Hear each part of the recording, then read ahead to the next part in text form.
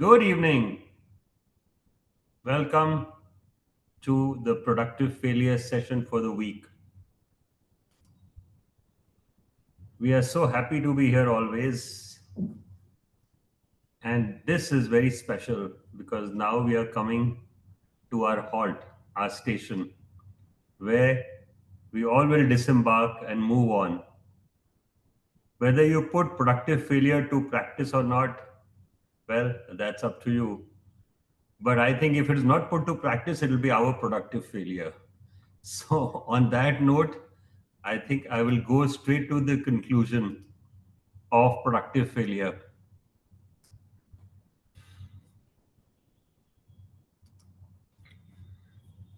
This is the last chapter of the book,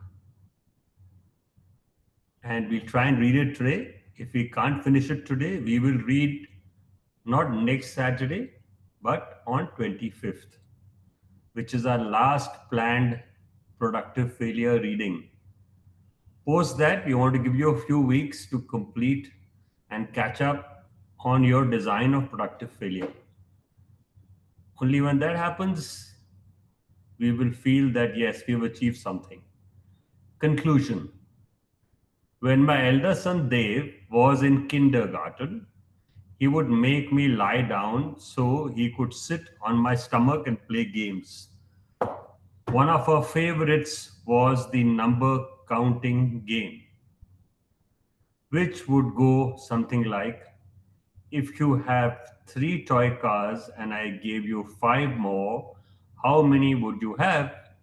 His natural impulse would be to start counting using his fingers. He would count to three to denote the three cars he already had, and then count on five more to get to eight.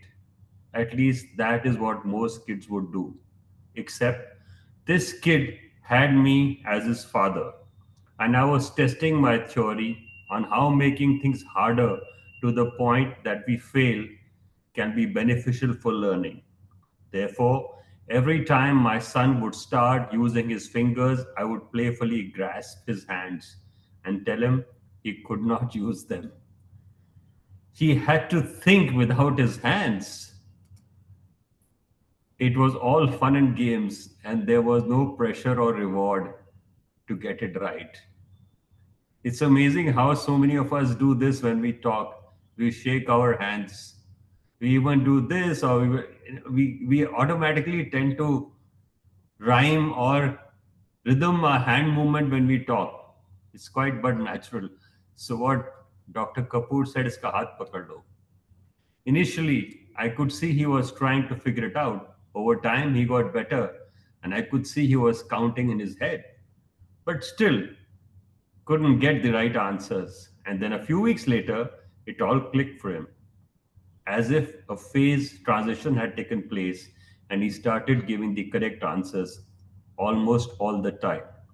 What a simple and beautiful experiment of productive failure. How ingenious it was. Very simple.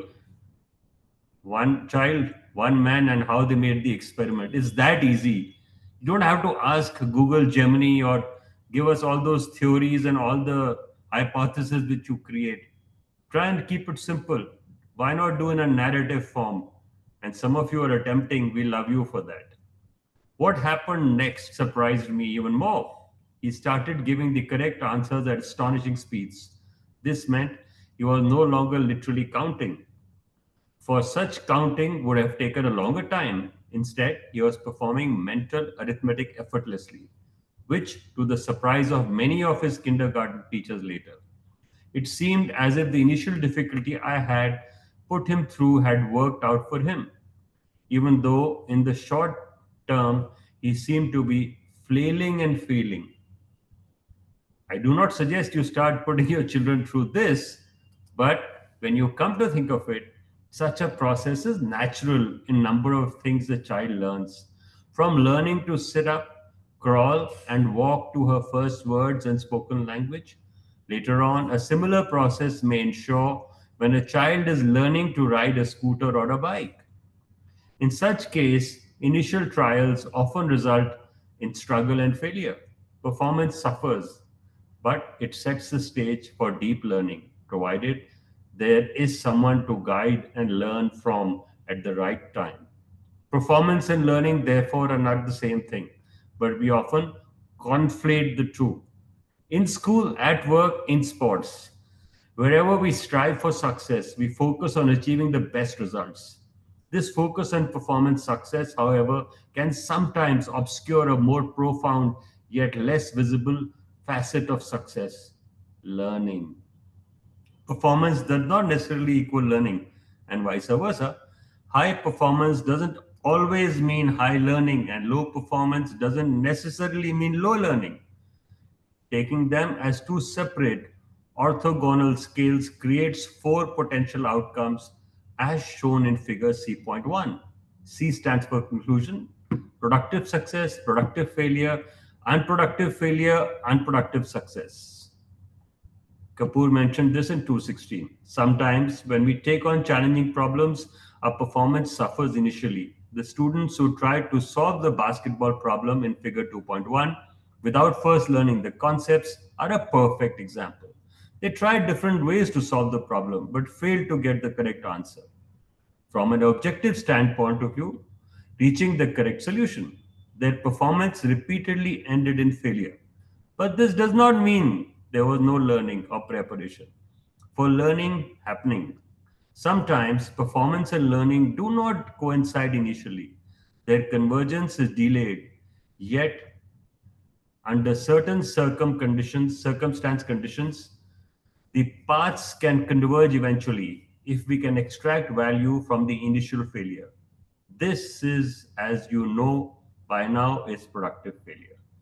So here we are, we have learning on the y-axis and we have performance on the x-axis. As you go very high on performance, learning gets lost. Typical 10 page, 10 questions, 10 answers, the good old story of CBSE and exams. And yet, if you don't get a high score and you are a genius, backbencher, last ranker, you experiment, you innovate, you don't bother about your exams, you do well and you learn. That's where learning goes up and it's very high. So, ideally, productive failure happens when learning is at peak, not performance. And that's where teachers need to correct themselves. I know this is hard. I know the world looks at marks, but tell me, marks are only momentary. It's sparks that matter ultimately. Think of marks and sparks. If some people had only marks, they won't get anything. But if some people had sparks, they can light fires.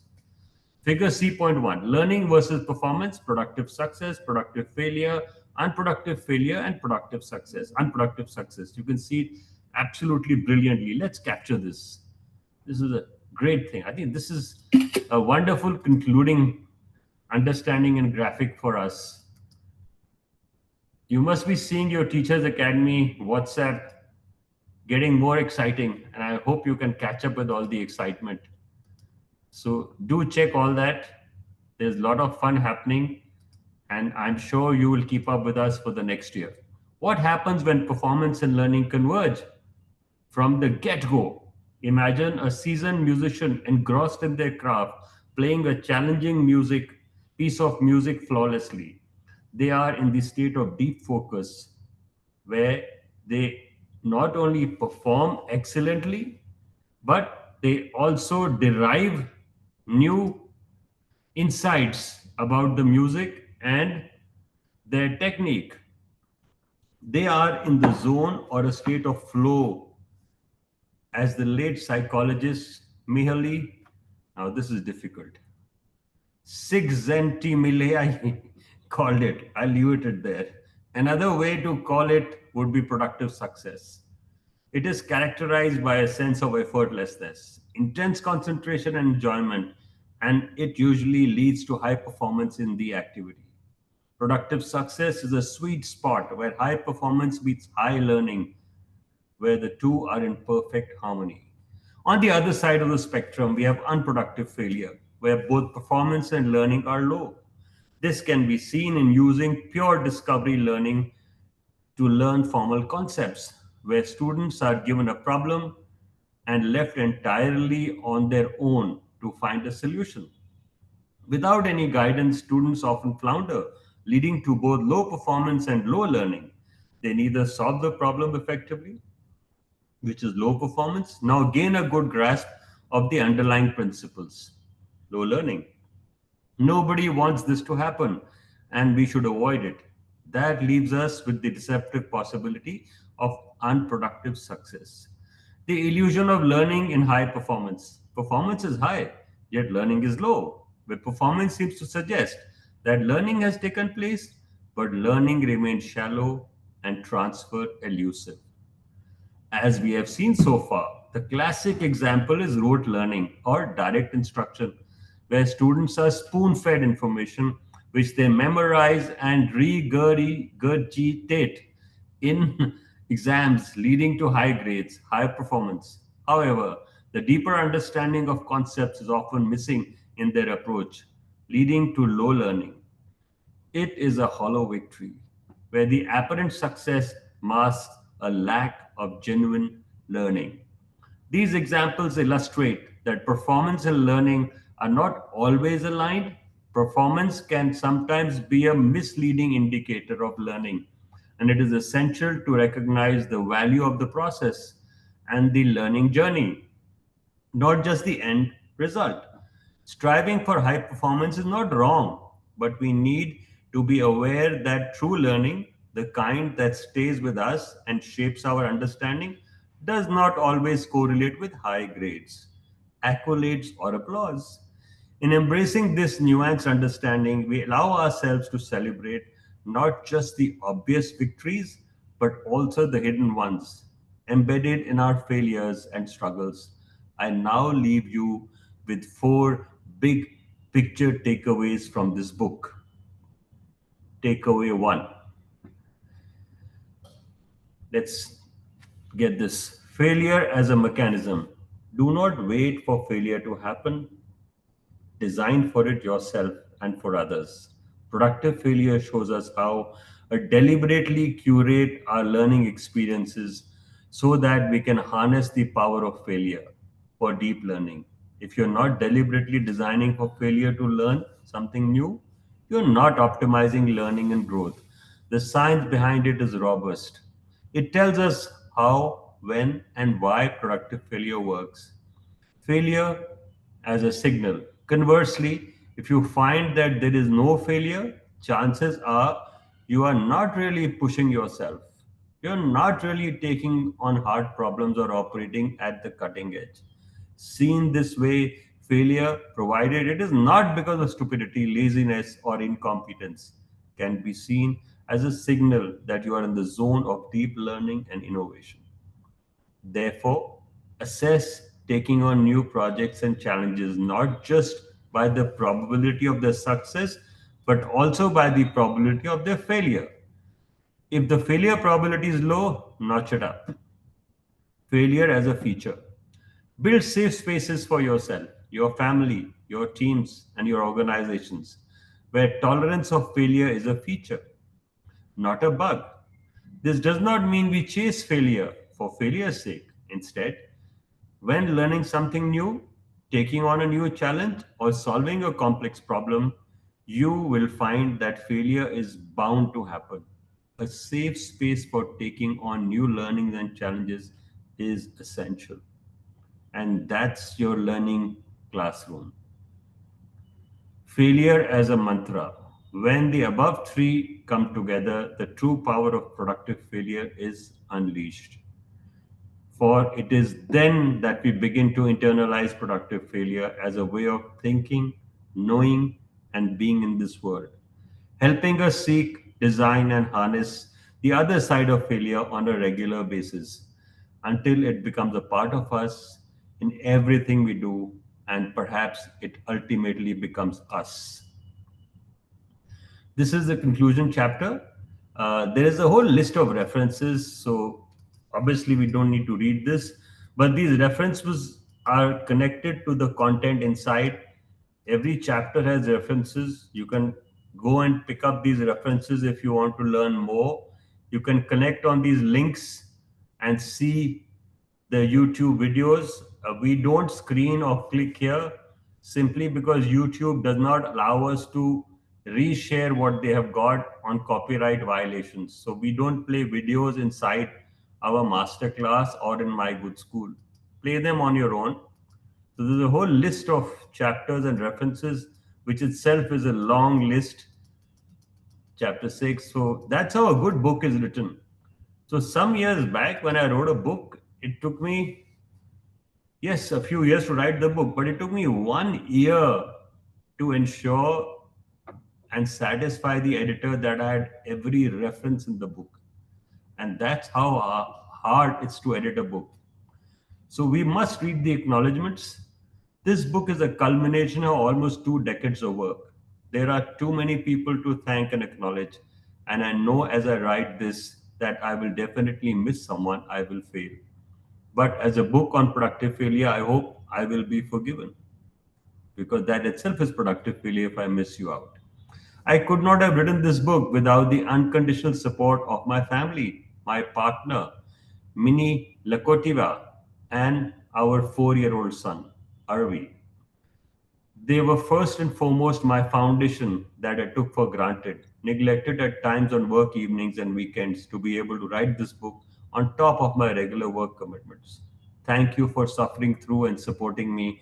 I will always be grateful. I want to repeat to each one of you, thank you for suffering and through and supporting us at Learning Forward, pushing you to the masterclass, with your school shouting at you, with Paul sir hounding you with attendance. We will always be grateful to you. We need to acknowledge you because we think tortured some of you and pushed you. And some of you actually thought that we were there to test you, but we were never there to test you. We were there to hold your hand. We were there with heart and soul, with mind and body to make sure that you become happy teachers. That's our dream. I mentioned to someone today that I'm looking forward to a day when we will not have to screen any books and every teacher will be holding the book we read. That's my dream come true. And if that happens, and until that happens, I will keep going as a test of productive failure for me. Special thanks go to 2 people who read my work and to end as I wrote it and gave me endless feedback on what was working and what needed improvement. First, my elder 21-year-old son Dev Kapoor, whose intellect, wit, maturity, and emotional strength continue to inspire and amaze me. And I'm immensely grateful to life for blessing me with him. Second, my closest colleague, friend, and mentor, Pierre Dillenberg, who held me scientifically in check and made giving feedback as one of his top priorities on top of being in the senior leadership of a university. For that, I'm immensely grateful. Then there are 2 people who give me feedback on specific parts of the book, be it the proposal or particular chapters. Carol Soon, Ido Roll, and Edam Shagel. Thank you for your constructive comments and suggestions, and even more so for always being there to give feedback on a short turnaround. So, you know why I'm reading this? I'm reading all this because what happens when a film ends, no one waits for the acknowledgement to scroll by. This book is also built on the back of several close colleagues and mentors who have supported and believed in me at different stages of my academic career. Charles Kinzer, John Vokelis, and late Florence Sullivan, Kate Bilzak, Nicole Ramel, and David Hung. I am most thankful. Then there is a group of people who are a delight of my academic life, my students, research assistants, doctoral and postdoctoral scientists, too numerous to name everyone here. But I've thoroughly enjoyed living in the world of ideas with you, designing and testing them, failing, refining, adapting, and trying again. In other words, living productive failure with you. Thank you. Finally, I am grateful to my birth lottery. My late father, Sudhir Kapoor, whom we lost to cancer in 2017. My mother, Rita Kapoor, for being a pillar of strength, and usually devoted younger brother, Tanuj Kapoor. Without their backing, yeah, sorry. Without their backing, probably would not have been able to take the risk to quit my job and move halfway across the world to New York to pursue my doctoral studies. I thank you. And as it must be obvious by now, I am indeed lucky. I am indeed lucky because last year, sometime in October, my friend and colleague Brinda Ghosh, invited me to Gyanshri because Rita Kapoor wanted to meet me. And Rita Kapoor, you just heard here, happens to be Manu's mother. So when I went to the Haldiram Skills Academy, which Rita so passionately has built, she gave me a surprise. Like you unbox your phones and gadgets and things you get on your Amazon, she cut open a packet and took out a copy of Productive Failure and lovingly gave it to me because she thought I love reading books. And what a mistake she did. We ended up here. I took it on myself that after I read the book that I will spend a whole year starting December last year till now in October and heading on to the last part of 2026. I took it on myself that we must read this book, and every teacher who reads it, let me tell you, it'll open your mind. Let's go a little ahead and explore.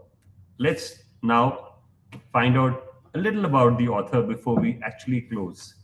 Manu Kapoor is currently director of Singapore ETH Center and professor for learning sciences and higher education at ETH Zurich, Switzerland, where he also led the Future Learning Initiative. Before that, Manu had professional and leadership positions in universities in Hong Kong and Singapore. A mechanical engineer turned mathematics teacher turned academic.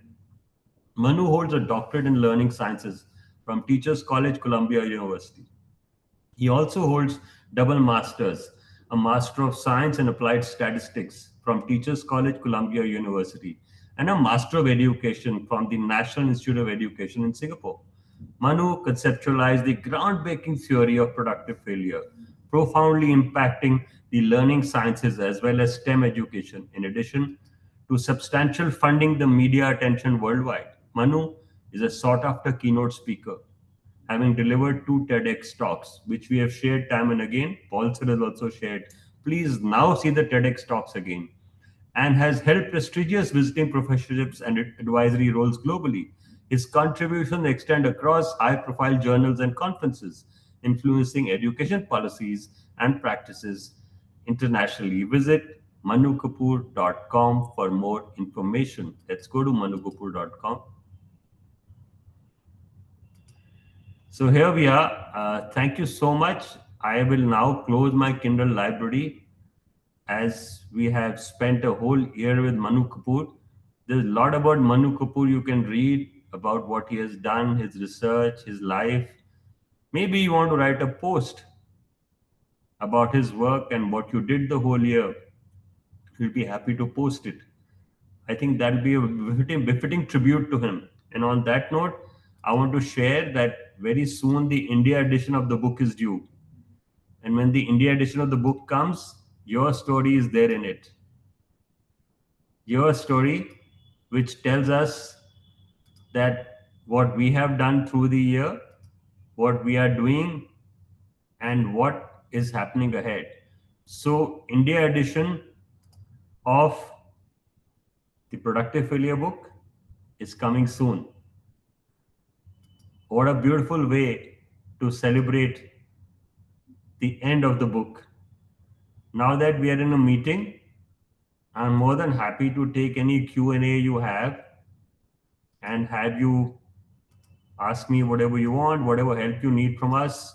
We are here to help you complete your assignments, sessions, discussions. We are more than happy to help you in whichever way you like. Please feel free to unmute and talk. It's a wonderful session here. It just may be our last meeting this year because I don't think we will need the 25th session. We run a poll. If you want to have the 25th October session, we will take a poll and we will come back on 25th to handle or support you whichever way you want. But I don't think we need the 25th October session also. Today we have done justice. 18th anyway, there is no session which we had asked for, that I'm not available on 18th of October. It's 90 years of the Doon School and I need to be present there. That's my alma mater. It's the school which taught me, which made me. It's the school which told me what is leadership, what is service, and what is education. So we are going there to celebrate these three themes.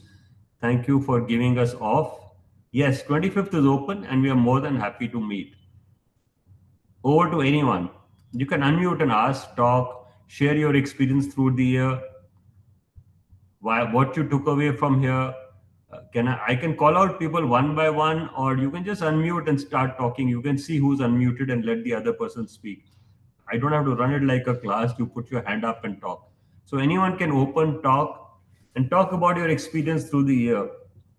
Why you feel this productive failure session was valuable for you. That's my question.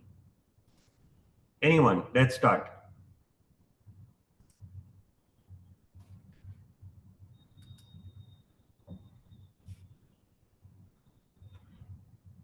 Anyone? So, which means the session was not valuable. We will end here. Gurdeep, you are taking the courage to tell us. Yes, can I say something? Yeah, sure. So I still remember the first post that we shared in the group for productive failure, and we used that quote by a Scottish playwright that is fail, fail again, and fail better. So I think it should be now, after reading this book, I am feeling very emotional, to be very honest, at this moment. So please sign Yeah, up it's overwhelming. I don't know, it's very overwhelming. sign up for Masterclass 26. Yes. So Masterclass now, 26 is open. You already signed up. So why are you getting emotional? Our love story will continue.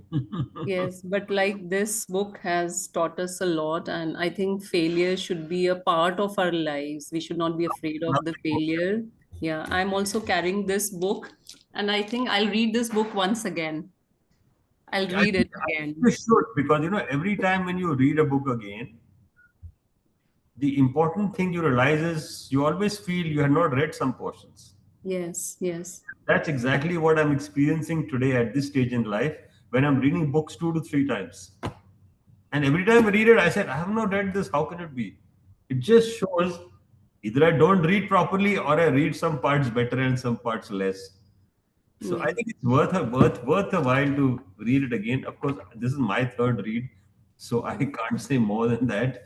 And And I, the best, yeah, go yeah, ahead. the best part is that even if like some of the teachers they don't have the books, YouTube videos are there. So all Our videos are recorded there. YouTube Whole videos book, are there. We can revisit the videos anytime. the whole book is read. If you just go to the video channel, that's the beauty of the videos on the Good School channel. So I'll share that. Thanks you brought this up. We have a fantastic resource which we have created as an archive for life. So if you go here and you have playlists, just pick up a playlist and you will find the playlist of productive failure. Here, the videos are all here. Today's video also playing here almost. It'll be there in a little while. Good. Thanks for bringing that up, Gurdeep. Over to you.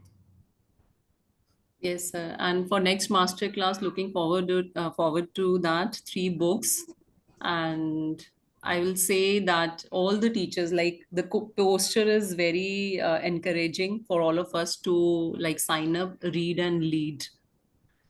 So Please, everyone should sign up for the same, and I super think we are percent. creating a beautiful community here where Yeah, yeah. everyone is like reading together, learning together, sharing their things together, and everyone is growing together.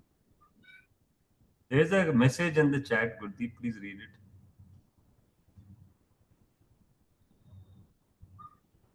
So the message is Mr. Nirishar is saying the best part I like about this book is that it introduces the idea that failure is not something to avoid, but rather an essential part of deep learning. Brilliant, absolutely. I think this is a numero uno quote for the day. It deserves to be shared and recorded. Absolutely brilliant. I think this sums up what we have already done. I mean, failure is to be celebrated. If someone fails in class, we all feel upset. I know that's human beings. But there's a lot of learning when you go back and see why you failed. And often, when you answer that question, you realize perhaps we as educators didn't do our job than the person who ended up doing the exam. Anything else, Gurdeep? No, sir. So Yeah. right now 41 participants are there. So I hope everyone will continue for next masterclass. All 41 participants present here should be there with us in masterclass 2026. Well, on a lighter note, I hope no one records this, but I'm sure they, when their boss tells them, they will come. It's the sad part of teaching and learning in this world that for teaching and learning, you have to push people to go. And when you go there, people realize. So there's productive failure, by the way, here. People don't want to go, you push them. And when you Yes. push them, they go in the flow. And when they go in the flow, they realize, oh, that person pushed me. I didn't understand that person. I was not happy with that push. It's like a child growing up, falling off a bike. It's a fantastic example which you get every time. So, yes, we will keep shouting, we'll keep pushing you. Been doing that for the last 30 years of my life. We'll continue maybe for a few more. I'm now telling people that I have only 5 years to go. So I hope I able to achieve more and serve more teachers. People have started asking me, "What's your frame in what you're doing?" I said, "Maximum 5 years more. I don't know if I last that long, but I hope to work for another 5 years and do what I'm doing so passionately." And I feel that I keep repeating that what's the biggest gift from God? To see a smile on your guru's face. The guru has to say nothing. जब शिष्य अपने गुरु के मुंह पे एक hidden smile देख पाता है, that is the golden moment of life. And we are fortunate if we can see that. When a shishya performs and guru smiles from the heart, not from the face, that's the beauty of productive failure. Because guru has put a rock on his heart or on his head, whichever way, and taken some hard steps to get you where you are. That's also productive failure. Over to you, Gurdeep. Nothing to say, sir, but thank you so much. Like, we are blessed, I would say. We are blessed that we are here and we are learning under your guidance. And that's it. Thank you. Yeah, I think we owe the biggest reason for this productive failure success to Sunbeam schools. If it was not for the Sunbeam masterclass, we wouldn't have had this so much joy and fun here. You wouldn't have had all the teachers here if it had not been for the Sunbeam masterclass. And honestly, I say publicly that Sunbeam is perhaps way beyond any other school group in the country. I think it's very fascinating how they do things, the culture of trust and learning. Yes, we all have challenges. Yes, we are all not perfect. Yes, we all have our wants and grievances. But bottom line is they know where the heart lies. It's with the teachers. There's another message here.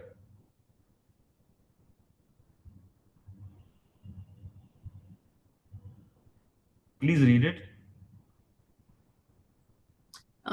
So it's written while the discussion was going on, sir, it feels that it draws from years of empirical studies showing that students who experience productive failure performance better in the long term than those taught through direct instruction. Yeah, brilliant. I think that's the beauty. And I'm glad that we ended up on a high note on that. We started with this only direct instruction versus failure. And that I think is the key. I'm glad this message has come today. I've just added a celebratory snapshot into your chat box. So thank you, Gurus. That's an ode to you. Manisha, you want to say something? So what I've learned most is pause, reflect, and add. That is the key. So if I'll be not pausing, so I'll not be able to understand what productive failure is. Yeah, 100%. And I owe you a lot of gratitude for what you do selflessly. Thank you. God bless you. Manisha, your energy is, what do they say, infectious. You always kept us going. Or, and you always kept us going from my It's just school to it's teacher. just all about your guidance, and to meet you, I have to like gather all this and come here. So thank you so much for giving the opportunity. No, no. Thank you so much, sir, for session. And yeah, absolutely. I'm glad you enjoyed the book. And I think do yourself a favor, buy yourself a birthday present, buy a copy of Productive Failure.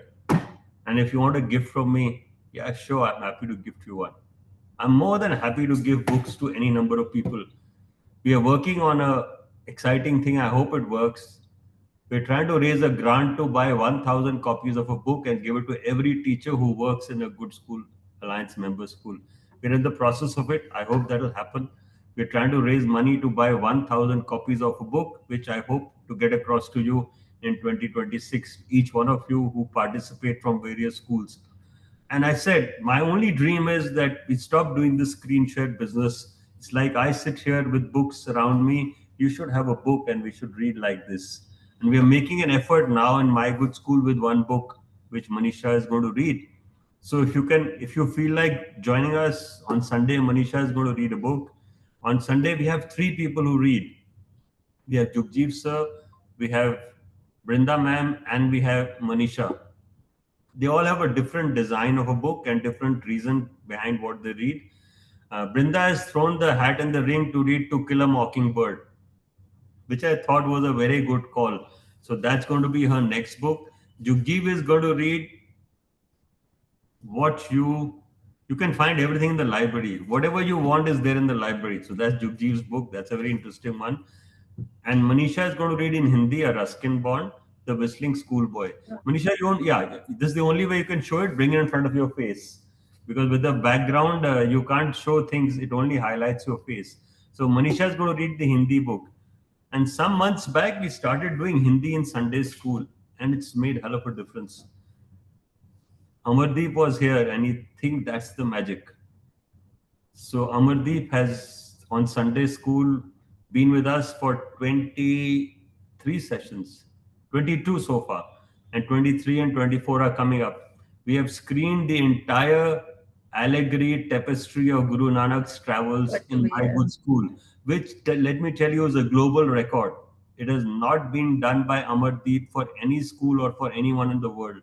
Screening 24 episodes one by one, attending each one, talking one. That itself is a record in itself. So that's the power of my good school. Yes, two more things happened along in the way when we were checking things out. We ended up building Brewing Knowledge Friday, which is now happening. We ended up building a new session just 2 weeks back called Learning Forward Saturday. So Growing Knowledge Friday is 5:30 p.m. Learning Forward Saturday is 2 p.m. on Saturday. Masterclass will be 5:30, and then there is My Good School 10:30 to 10:30 to 12:30 every Sunday. So which gives you 1, 2, 3, 4, 5 hours of reading a week. And now you know why Manisha is so happy because she tries to be with us 5 hours a week. That's a lot of time. She's not required to be with us on Friday. She's not required to be with us on Saturday.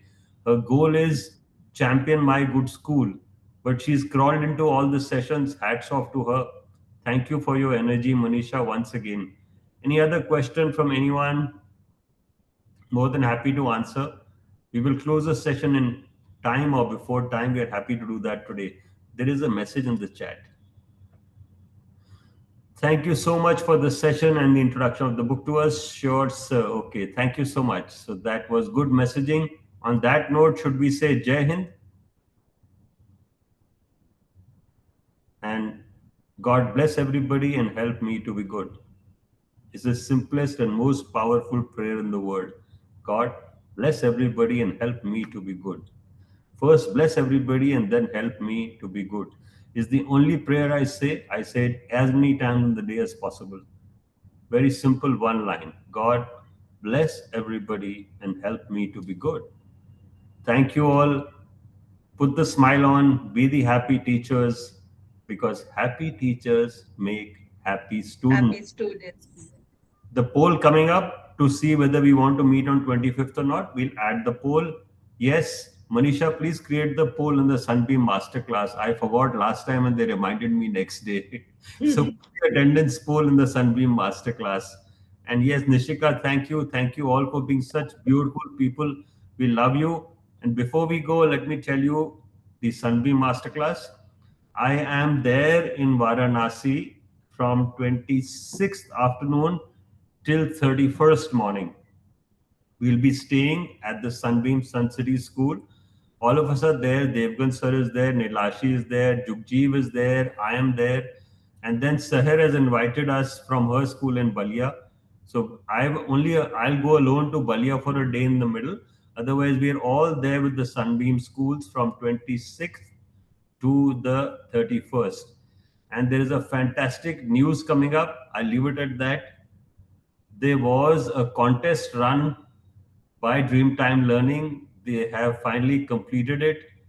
And yes, I leave it at that because it matters. It connects with Varanasi. I'll add some suspense to it.